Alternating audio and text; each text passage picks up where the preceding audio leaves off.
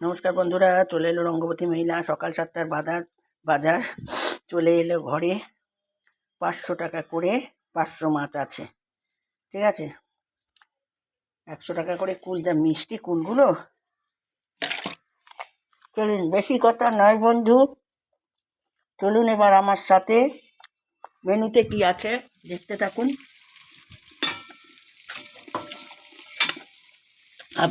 খাবার পাত দেখাই না বন্ধু, আর ভালো লাগে না।